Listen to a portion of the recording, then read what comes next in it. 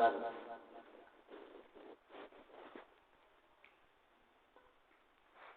الحمد لله رب العالمين الرحمن الرحيم مالك يوم الدين إياك نعبد وإياك نستعين اهدنا الصراط المستقيم صراط الذين أنعمت عليهم غير المغضوب عليهم ولا الضالين.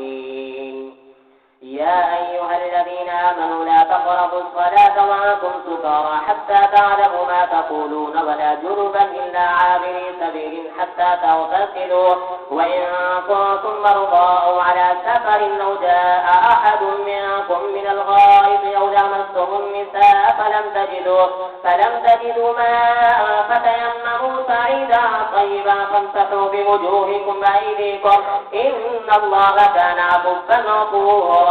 ألم تر إلى الذين أوتوا نصيبا من الكتاب يشترون الضلالة ويريدون أن تضلوا السبيل والله أعلم بأعدائكم وكفى بالله وليا وكفى بالله نصيرا. من الذين هادوا يحرفون الكلم عن مواضعه ويقولون سمعنا وعصينا واسمع غير مسمع وراعنا لجا بألسنتهم وطعنا في الدين ولو أنهم قالوا سمعنا وأطعنا واسمع ما قلنا لكان خيرا لهم وأقوم ولكن لعنهم الله بكفرهم فلا يؤمنون إلا قليلا.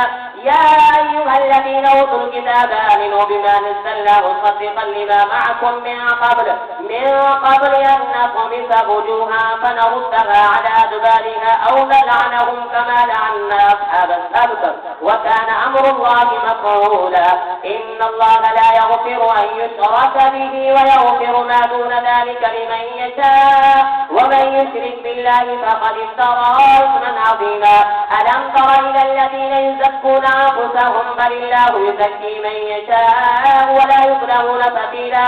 انظر كيف يفترون على الله الكذب وكفى به إثما مبينا. الله سمع الله لمن حمده. الله أكبر.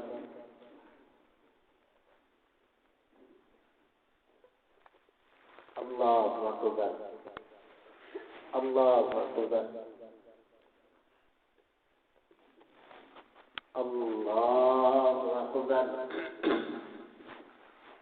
الحمد لله رب العالمين الرحمن الرحيم مالك يوم الدين إياك نعبد وإياك نستعين اهدنا الصراط المستقيم صراط الذين أنعمت عليهم غير المغضوب عليهم ولا الضالين. ألم تر إلى الذين أوتوا نصيبا من الكتاب يؤمنون بالجبت والطاغوت ويقولون للذين كفروا هؤلاء يهدى من الذين آمنوا سبيلا. أولئك الذين لعنهم الله ومن يلعن الله فلا تجد له نصيرا. أم لهم نصيب من الملك فإذا لا يؤتون الناس نصيرا. أم يحسدون الناس على ما آتاهم الله من فضله فقد آتينا آل إبراهيم الكتاب والحكمة وآتيناهم ملكا عظيما. فمنهم من آمن به ومنهم من صد عنه وكفى بجهنم سعيرا. إن الذين كفروا بآياتنا سوف نصليهم نارا كلما نضجت جلودهم بدلناهم جلودا غيرها ليذوقوا العذاب إن الله كان عزيزا حكيما. والذين آمنوا وعملوا الصالحات سندخلهم جنات تجري من تحتها الأنهار خالدين فيها أبدا لهم فيها أزواج مطهرة وندخلهم ظلا ظليلا. إن الله يأمركم أن تؤدوا الأمانات إلى أهلها وإذا حكمتم بين الناس أن تحكموا بالعدل إن الله نعم ما يعظكم به إن الله كان سميعا بصيرا.